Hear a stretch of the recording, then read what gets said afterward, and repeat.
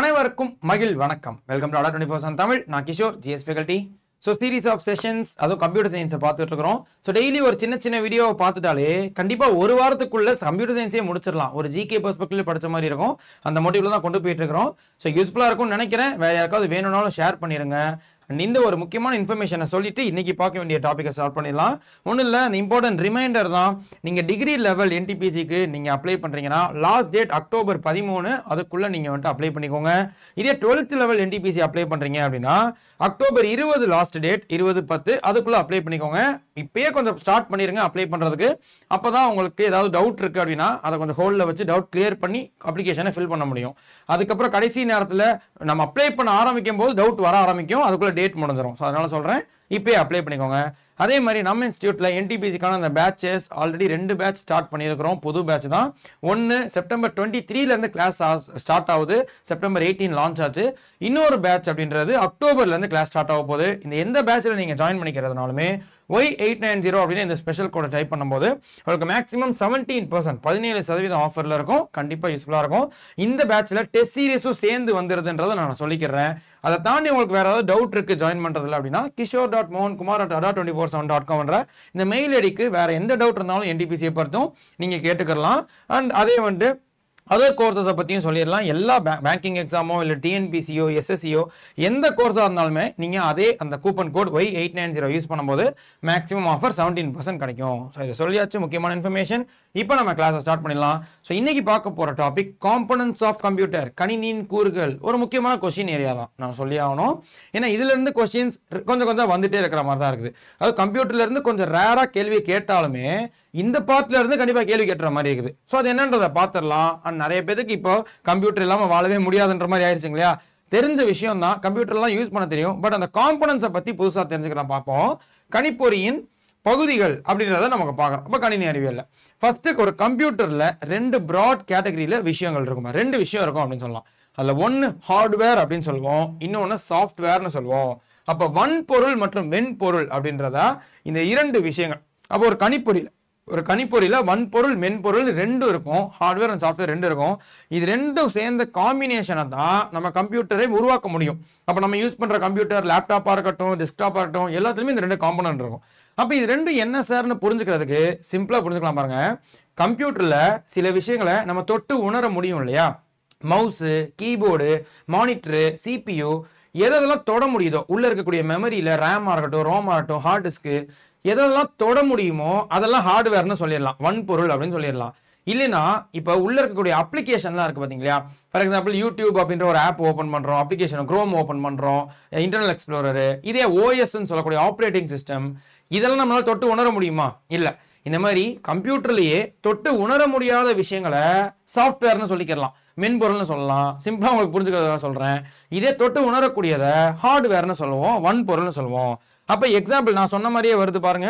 ஹார்ட்வேரோடைய example எல்லாத்துமே mother board, அதாவது நம்ம CPUல இருக்கக்கூடிய முக்கியமான ஒரு part mother board, memory devices, monitor, keyboard etcetera, இது எல்லாமே நமக்கு ஹார்ட்வேர்ல வரும். இதே சாஃப்ட்வேர்னா ப்ரோக்ராம்ஸ் அண்ட் இன்ஸ்ட்ரக்ஷன்ஸ், அதாவது சாஃப்ட்வேர்ல OS அப்படின்னு சொல்ற ஆப்ரேட்டிங் சிஸ்டமாக இருக்கட்டும், ப்ரோக்ராம்ஸாக இருக்கட்டும், இப்போ இதுவாக இருக்கட்டும், சில அட்வான்ஸ்டான அந்த என்ன சொல்லுவாங்க CADD CADன்னு சொல்லுவாங்க இல்லையா, சிவில் இன்ஜினியரிங் படிக்கிறவங்கன்னு நினைக்கிறேன். இந்த மாதிரி இருக்கிற அட்வான்ஸான இருக்கக்கூடிய அந்த ஆப்பாக இருக்கட்டும், ப்ரோக்ராம்ஸாக இருக்கட்டும், இது எல்லாமே சாஃப்ட்வேர் அப்படின்ற கேட்டகரியில் வரும். சிம்பிள் தான். இதை கூட நமக்கு ஒரு தடவை கொஸ்டினில் கேட்டிருக்காங்க. சிம்பிளான ஒரு கொஸ்டின் தான். எப்படி கேட்டிருக்காங்க அப்படின்னா, which of the following is an example for hardware அப்படின்ற மாதிரி கேட்டிருவாங்க. கீழ்கண்டவற்றுள் வன்பொருளுக்கு எடுத்துக்காட்டு எதுன்னு கேட்டிருந்தாங்க. அப்போ சாஃப்ட்வேர்ல சில எக்ஸாம்பிள்ஸை கொடுத்துட்டு மைக்ரோசாஃப்ட் வேர்டுன்னு ஒரு ஆப்ஷன் இருக்கும்னு வச்சுக்கோங்களேன், ஆப்ரேட்டிங் சிஸ்டம் ஒரு ஆப்ஷனு, அதே வந்துட்டு லினக்ஸ் அப்படின்றது ஒரு ஆப்ஷன், இது 3 ஒரு ஆப்ஷனு, ஒரே ஒரு ஆப்ஷன்ல மட்டும் CPU அப்படின்னு இருக்குது. அப்போ இதுல எது கரெக்ட்? CPU சென்ட்ரல் ப்ராசஸிங் நம்ம யூஸ் பண்றது, இல்லை மதர் போர்டுன்னு கூட சொல்லலாம். அப்போ இந்த 4த்துல எது ஹார்ட்வேர்னு கண்டுபிடிக்க தெரியணும். அது தெரிஞ்சதுனாலே ஒரு கொஸ்டின் அழகா ஆன்சர் பண்ணிடலாம். இந்த மாதிரி தான் சிம்பிளா தான் இருக்க போது. கவலையே பட வேணாம், பயப்படவே வேணாம், ஈஸியா பார்த்துடலாம். அப்போ இந்த மொத்த காம்பனன்ட்ஸ் ஆஃப் கம்ப்யூட்டர், இப்போ இந்த இடத்துல பார்க்குற டயக்ராம் தான் ஒரு கம்ப்யூட்டர் இயங்குறதுக்கான விஷயமே. கம்ப்யூட்டருடைய ஃபங்க்ஷன்ஸை தான் இந்த டயக்ராம்லேயே காமிச்சிருக்கிறாங்க. அப்போ கம்ப்யூட்டரில் தேவைப்படுற முக்கியமான அந்த விஷயங்கள் என்னென்னன்றதை பாருங்க, என்னென்ன யூனிட் இருக்குன்றதை பாருங்க. ஃபர்ஸ்ட் ரொம்ப முக்கியமாக 3 யூனிட் தான் இருக்குது. ஒரு கம்ப்யூட்டரில் 3 யூனிட் தான் இருக்குது, 3 அடகங்கள் தான் இருக்குது. அதில் ஃபர்ஸ்ட் பாருங்க, இன்புட் யூனிட் அப்படின்றது இம்பார்ட்டன்ட். அதுதான் நமக்கு எல்லா டேட்டாவையும் உள்ள கொடுக்கறது, இன்புட்டுக்கு தேவைப்படுறதுன்னு சொல்லலாம். அப்போ இன்புட் யூனிட்டுக்கு அடுத்து தான் கண்ட்ரோல் யூனிட்னு ஒன்று வரும். அந்த கண்ட்ரோல் யூனிட்ல தான் இருக்கக்கூடிய எல்லா செயல்படும், எல்லா ஃபங்க்ஷன்ஸ் நடக்கிறதே அங்கே தான். அப்போ அங்கே இன்புட் யூனிட்னா உள்ளீடகம். இந்த மவுஸு, கீபோர்டு, மைக்குன்னு சொல்கிறதோ, ஸ்கேனரு, இது எல்லாமே இன்புட் யூனிட். எதெல்லாம் டேட்டாவை உள்ளே கொடுக்குதோ, அந்த கண்ட்ரோல் யூனிட்டுக்குள்ளே கொடுக்குதோ அதெல்லாம் இன்புட் யூனிட். அப்போ அந்த கொடுக்கக்கூடிய அந்த இன்புட்டை டேட்டாவை எடுத்து ஃபுல்லாக ப்ராசஸ் பண்ணி, அப்போ கண்ட்ரோல் யூனிட் தான் அது எல்லாத்தையும் கண்ட்ரோல் பண்ணுது. பேர்லேயே வர மாதிரி ஃபுல்லாக எல்லாத்தையும் கண்ட்ரோல் பண்ணுது. ஆனால் அதுக்குள்ளே தான் இன்னும் நிறைய விஷயங்கள் இருக்குது. அரித்மெட்டிக் லாஜிக் யூனிட்டோ இல்லை internal memory, main memory, secondary ஸ்டோரேஜ்னு இந்த மாதிரி சில விஷயங்கள் எல்லாமே வரும். அதை நம்ம தனித்தனியாக பார்ப்போம். பட் இந்த ப்ராசஸ், இந்த டேட்டா எல்லாத்தையும் ப்ராசஸ் பண்ணிட்டு கடைசியில் நமக்கு அவுட்புட்டாக கொடுக்கும். அந்த அவுட்புட் டிவைசஸ் கனெக்ட் ஆகிருக்கிறது தான் அவுட்புட் யூனிட், வெளியீட்டகம்னு சொல்லலாம். பெஸ்ட் எக்ஸாம்பிள் மானிட்டரா. நம்ம எந்த ஒரு விஷயம் இன்புட்டாக இருந்தாலும் நம்ம பார்க்குறது டெஸ்க்டாப்பில் மானிட்டர் ஃபர்ஸ்ட் எக்ஸாம்பிள். மானிட்டரை தாண்டி பிரிண்டராக இருக்கட்டும், ஸ்பீக்கராக இருக்கட்டும், இது எல்லாமே நமக்கு அவுட்புட் டிவைசஸ்க்கு எக்ஸாம்பிள். எடுத்துக்காட்டு வெளியீட்டு இருக்குது எடுத்துக்காட்டு. இப்போ இதுதான் இப்போ ஒரு ஃபங்க்ஷன் அப்படின்னு சொல்கிறேன். இதை வச்சு தான் மொத்த கணினியுமே இயங்குது.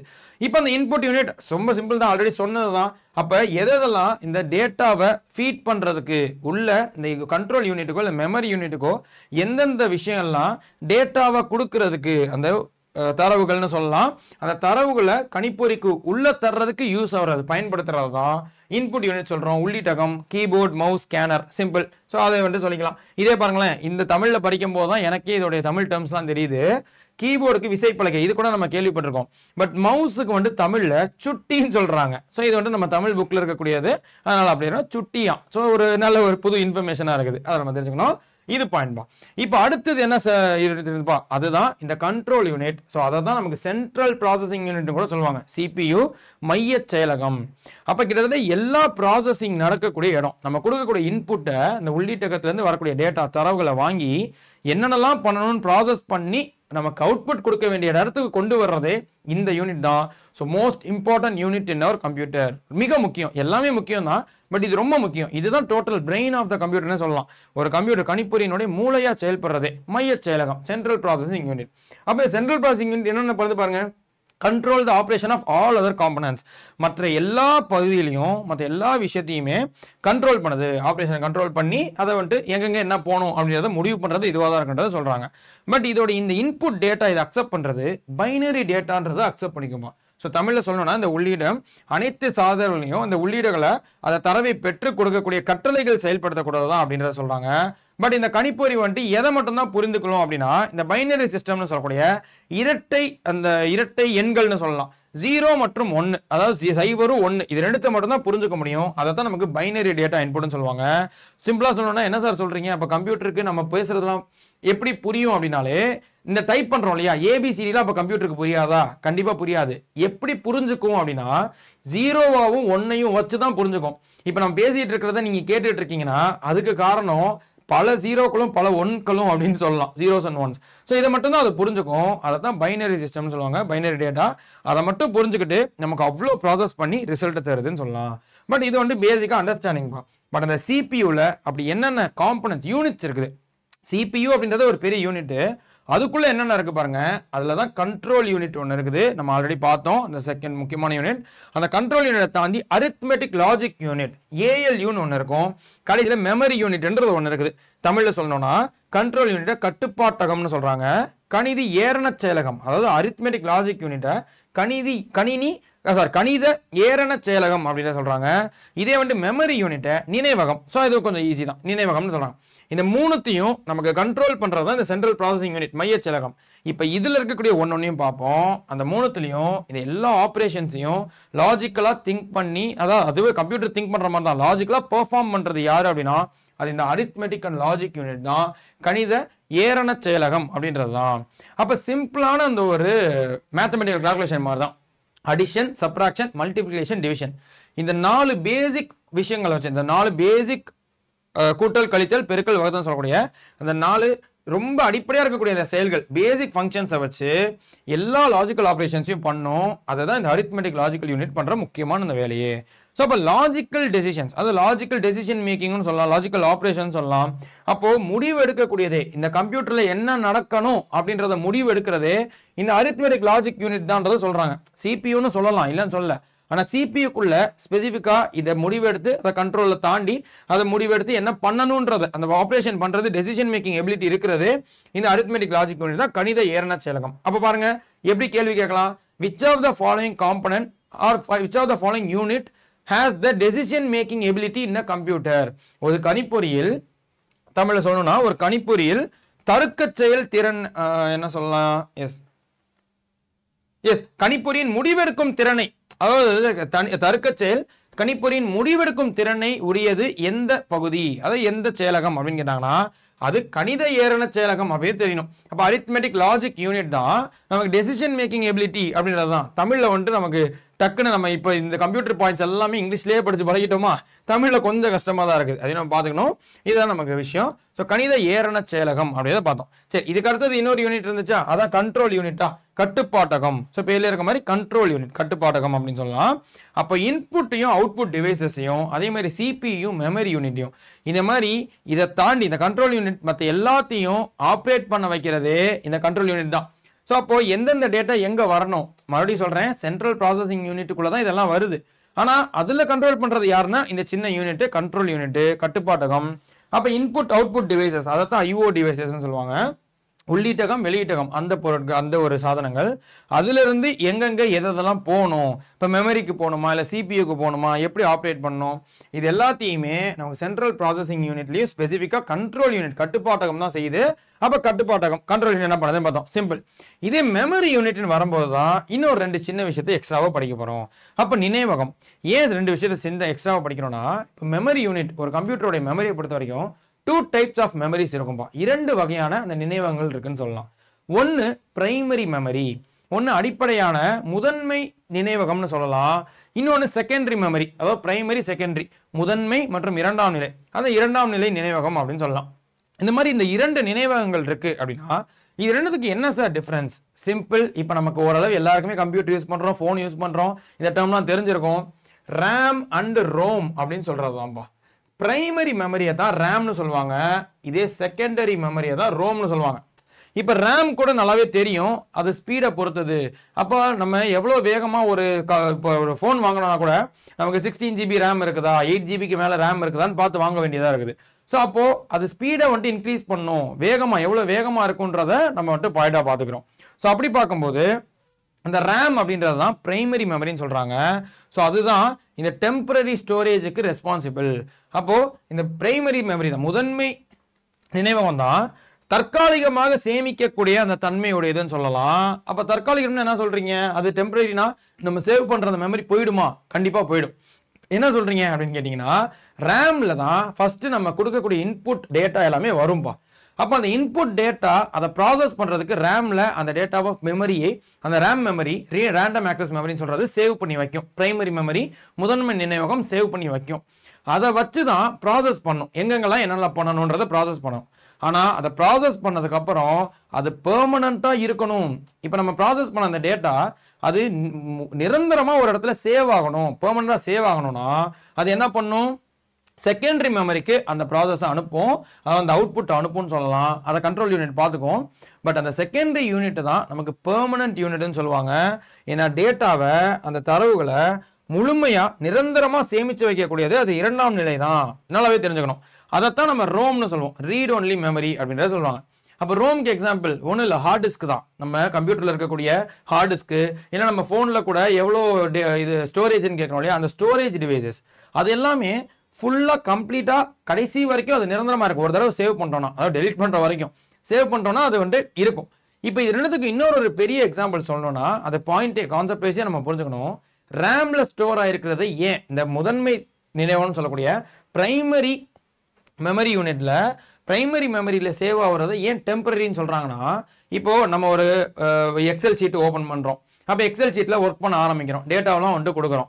இப்போ அந்த டேட்டாவை கொடுத்துட்டு இருக்கும்போது அதை கரெக்டாக சேவ்னு கொடுத்து ஒரு ஃபோல்டரில் அதை சேவ் பண்ணி வச்சாதான் திடீர்னு நமக்கு கரண்ட் போய் டெஸ்க்டாப் ஆஃப் ஆனாலும் இல்லை நம்ம சிஸ்டம் வந்துட்டு திடீர்னு ஆஃப் ஆனால் கூட சேவ் பண்ணியிருந்தா மட்டும்தான் அதை நம்ம எடுக்க முடியும். இதே வந்துட்டு திடீர்னு கரண்ட் போயிடுச்சு, நம்ம ஒர்க் பண்ணிட்டு இருக்கும் போதே கரண்ட் போயிடுச்சு, அதை நம்ம ஒரு தடவை கூட சேவே பண்ணலைன்னா இவ்வளோ நேரம் நீங்கள் எத்தனை மணி நேரம் வேலை பார்த்துருந்தாலும் அது போச்சுன்னு அர்த்தம். இப்போ புரியுதுங்களா? அப்போ இந்த ரேம்ல நம்ம ஒர்க் பண்ணும் போது அந்த டேட்டா எல்லாமே சேவ் பண்றதுக்கு முன்னாடி வரைக்கும் அது ரேம்ல தான் ஸ்டோர் ஆகும். ரேண்டம் ஆக்சஸ் மெமரி, அந்த டெம்பரரி மெமரி, அந்த இந்த தற்காலிகமான அந்த நினைவகத்தெல்லாம் ஸ்டோர் ஆகும் ஃபர்ஸ்ட். ஆனால் அதுக்கப்புறம் அந்த ப்ராசஸ் முடிச்சு அதை சேவ் பண்ணும்போது தான், அதை சேவ் பண்ணால் தான் பெர்மனண்டாக ஸ்டோர் ஆகும். அது வரைக்கும் அது தற்காலிகமாக இருக்குது அப்படின்னா, அதனால தான் கரண்ட் போயிருச்சுன்னா அது சேவ் பண்ணாத பட்சத்தில் போயிடுது. ஸோ ரேமில் ஸ்டோர் ஆகுற எல்லாமே அதை ஆஃப் பண்ணுறோம், அதாவது நம்ம ஷட் டவுன் பண்ணாலும் சரி, அதே நம்ம திடீர்னு கரண்ட் போனாலும் சரி, டக்குன்னு எல்லா டேட்டாவும் போயிடும். ஆனால் இதே ரோமில் ரீட் ஒன்லி மெமரியில் சேவ் பண்ணுற எல்லாமே பெர்மனண்ட்டாக இருக்கும். ஏன்னா அது பென்ட்ரைவாக இருக்கலாம், ஹார்ட் டிஸ்காக இருக்கலாம், எதில் வேணாலும் சேவ் பண்ணலாம். அது சேவ் பண்ணால் நிரந்தரமாக இருக்குன்றதை தெரிஞ்சுக்கணும். இதுதான் அந்த 2 பாயிண்ட். ஸோ இவ்வளோ நேரம் நான் எக்ஸ்பிளைன் பண்ணதை தான் இந்த இடத்துல கொடுத்துருக்காங்க. பிரைமரி மெமரி ரொம்ப வாலட்டைலாக இருக்கும், முதன்மை நினைவகம் அழியும் நினைவகமாக இருக்கும். ஏன்னா பவர் சப்ளை ஸ்விட்ச் ஆஃப் ஆகிட்டா கூட, திடீர்னு கரண்ட் போயிடுச்சுன்னா கூட அந்த ரேம்னு சொல்லக்கூடிய ரேண்டம் ஆக்சஸ் மெமரி அதில் இருக்கக்கூடிய டேட்டா எல்லாமே போயிடும். மறுபடியும் நீங்கள் புதுசாக தான் உள்ள கொண்டு வர மாதிரி இருக்கும். ஸோ அதுதான் ரேம் தான் பெஸ்ட் எக்ஸாம்பிள். அதாவது இந்த பிரைமரி மெமரிக்கு பெஸ்ட் எக்ஸாம்பிள்னு சொல்லலாம். இதே செகண்டரி மெமரி பார்த்தோம்னா நான் வாலட்டைல், அதாவது இந்த 2ஆம் நிலை பார்த்தோம் அப்படின்னா அது கொஞ்சம் எப்பயுமே இருக்கக்கூடியது, அழியாதது அப்படின்னு சொல்லலாம். அழியா நினைவகம் அப்படின்றத சொல்லலாம், ஏன்னா பெர்மனண்டாக இருக்குன்றது. ஸோ அதுக்கு ஒரு எக்ஸாம்பிள் பாருங்க, ஹார்ட் டிஸ்க்ன்றதை நம்ம அடிக்கடி சொல்லிட்டு இருக்கோம் இல்லையா? அப்போ ஹார்ட் டிஸ்கோ இல்லை சிடியோ இல்லை பென்ட்ரைவோ இல்லை டிவிடியோ இந்த மாதிரி இருக்கக்கூடிய மெமரி டிவைசஸ் நம்ம சேவ் பண்ணுறதுக்கு யூஸ் பண்ணுற இந்த மெமரி டிவைசஸ் எல்லாமே செகண்டரி மெமரிக்கு எக்ஸாம்பிள், 2ஆம் நிலை நினைவகத்துக்கு எக்ஸாம்பிள் அப்படின்னு நம்ம சொல்லணும். ஸோ இதான் மைய செயலகத்தில் சென்ட்ரல் ப்ராசஸிங் மெமரி யூனிட்டை பற்றி பார்த்தோம், நினைவகத்தை பற்றி பார்த்தோம் அப்படின்னு நம்ம தெரிஞ்சுக்கணும். அண்ட் இதில் எல்லாத்துலேயும் இப்போ எல்லா ப்ராசஸும் முடிஞ்சுட்டு நம்ம எல்லா டேட்டாவும் எடுத்துட்டோம், டேட்டாவை ப்ராசஸ் பண்ணியாச்சு, ப்ராசஸ் பண்ணிவிட்டு அதை சேவ் கூட பண்ணிட்டோம். அந்த சேவ் பண்ணதை நமக்கு டிஸ்பிளே பண்ணணும். இது இவ்வளோ நேரம் நடந்த விஷயங்கள் எல்லாத்தையுமே டிஸ்பிளே பண்ணிட்டு இருக்கோம். அதைத்தான் அவுட்புட் டிவைசஸ்ன்னு சொல்லுவோம், வெளியீட்டகம்னு சொல்கிறோம். இது ரொம்ப சிம்பிள், இதை எக்ஸ்பிளைன் பண்ணணும்னு அவசியம் இல்லை. அப்போ அவுட்புட் யூனிட் வெளியீட்டகம் அப்படின்றத பார்த்தோம்னா எக்ஸாம்பிளுக்கு பாருங்கள், இந்த கரெக்டாக அந்த டெஃபினேஷன் படி பார்த்தோம்னா the component that conveys information to users in an understandable form. அப்போ இவ்வளோ நேரம் நம்ம கம்ப்யூட்டருக்குள்ளே கொடுத்த அந்த டேட்டா எதுவுமே நமக்கு புரிஞ்சிருக்காது. ஏன்னா கம்ப்யூட்டருக்கு வெறும் 0 1 மட்டும் தானே புரியும்னு சொன்னோம். அப்போ அதை நமக்கு புரிஞ்சுக்கிற மாதிரி ஒரு டேட்டாவை வெளியே கொடுக்குற அந்த ஒரு காம்பனன்ட்ஸ், அந்த சாதனங்கள் தான். ஸோ அப்போ புரிந்து கொள்ளக்கூடிய வகையில் தகவலை தெரிவிக்கும் எந்த ஒரு வன்பொருள் சாதனத்தை தான் வெளியீட்டகம்னு சொல்கிறோம். இதுதான் நமக்கு பாயிண்ட். இப்போ இதில் கொஸ்டின் ஏரியா பாருங்கப்பா, இந்த டெஃபினேஷன் வச்சு கூட கொஸ்டின் கேட்பாங்க. ஆல்ரெடி சொல்கிறேன், இதுக்காக தான் நம்ம ப்ரிப்பேர் ஆகிட்டே இருக்கணும், எப்படி கேள்வி கேட்டாலும் எழுத தெரியணுன்ற மாதிரி. ஸோ டெஃபினேஷன் படி பார்த்தோம்னா இப்படி என்ன கேட்டுருவாங்க, dash is any hardware component that conveys information to users in an understandable form. அவ்வளவுதான், இதுதான் பாயிண்ட். இந்த அவுட்புட் யூனிட்டுக்கு பதிலா டேஷ்னு கொடுத்துருவாங்க. அப்ப இங்கேயுமே பாருங்க, வெளியீட்டகத்துக்கு பதிலா டேஷ்னு கொடுத்துட்டு பயனர்கள் புரிந்து கொள்ளக்கூடிய வகையில் தகவலை தெரிவிக்கும் எந்த ஒரு வன்பொருளும் டேஷ் எனப்படும் அப்படின்னு நம்ம கொடுத்துருவாங்க.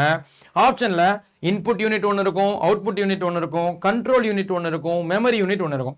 இந்த மாதிரி 4 யூனிட். இப்போ பாருங்க, நம்ம கரெக்டாக புரிஞ்சுக்கிட்டாதான். பட் இது ஈஸி, அவுட்புட் யூனிட் ரொம்ப ஈஸி. ஆனால் இதுக்குள்ளே இருக்கக்கூடியது கொஞ்சம் கன்ஃபியூஸ் ஆயிடலாம். இது பாருங்களேன், மோஸ்ட்லி நம்ம இப்போ இருக்கக்கூடிய நம்ம ஜென்ரேஷன் சூப்பர், எல்லாமே ஓரளவு தெரிஞ்சது தான். ஏன்னா சார் இதெல்லாம் தெரியாது, இதெல்லாம் எனக்கு தெரியுமே அப்படின்னு நம்ம யோசிக்கலாம். அப்படி இருக்கிறவங்களுமே மிஸ்டேக் விட்டுட்டு தான் இருக்கிறோம். நம்மளே எல்லாருமே மிஸ்டேக் விட்டுட்டு தான் இருக்கிறோம். ஸோ அப்போ எனக்கு கம்ப்யூட்டரை பற்றி அவ்வளோ நாலேஜ் இல்லை சார், நான் இப்போ தான் படிச்சுக்கிட்டு இருக்கிறேன், எங்கள் வீட்டிலலாம் கம்ப்யூட்டர் இல்லை. அதே மாதிரி நான் பெருசாக எனக்கு இதில் ஈடுபாடு இருந்திருக்காது. நம்ம பார்க்க முடியுது, நம்ம ஸ்டூடெண்ட்ஸும் சரி, நம்ம ஃபேமிலியிலேயே யோசிக்கிறோம்னு வச்சுக்கோங்களேன். நம்ம ஃபேமிலியிலே சில பேர் கம்ப்யூட்டர்லாம் அவ்வளோ யூஸ் பண்ண தெரியும், பேசிக்கான விஷயங்கள் மட்டும் தான் யூஸ் பண்ண தெரியும். ஆனால் இந்த மாதிரியான விஷயங்கள்லாம் அவங்களுக்கு தெரியாது. அவங்களும் இந்த எக்ஸாமுக்கு படிச்சுட்டு இருக்காங்க. அப்போ அவங்களுக்காக தான் இந்த வீடியோஸே நான் சொல்ல வர்றேன். நீங்கள் படிக்க வேண்டிய விதம் இப்படி தான்ப்பா இருக்கணும். ஸோ அப்போ இது எல்லா விஷயத்தையுமே ஒரு நாலேஜபிள் பாயிண்டாக நம்ம பார்க்க ஆரம்பிக்கணும். ஒரு ஜிகேவா, ஒரு ஜென்ரல் நாலேஜாவோ, நீங்கள் எந்த இடத்துல எந்த நியூஸ் பார்த்தாலும், எந்த ஒரு விஷயத்தை பார்த்தாலும் ஜிகே பெர்ஸ்பெக்டிவ்ல பார்க்க ஆரம்பிச்சிருங்க. நான் ஆல்ரெடி சொல்லியிருந்திருப்பேன், ஐபிஎல் பார்க்குறீங்கன்னா கூட உங்களுக்கு அதுல இருந்து கொஸ்டின் வந்துட்டு இருக்குது.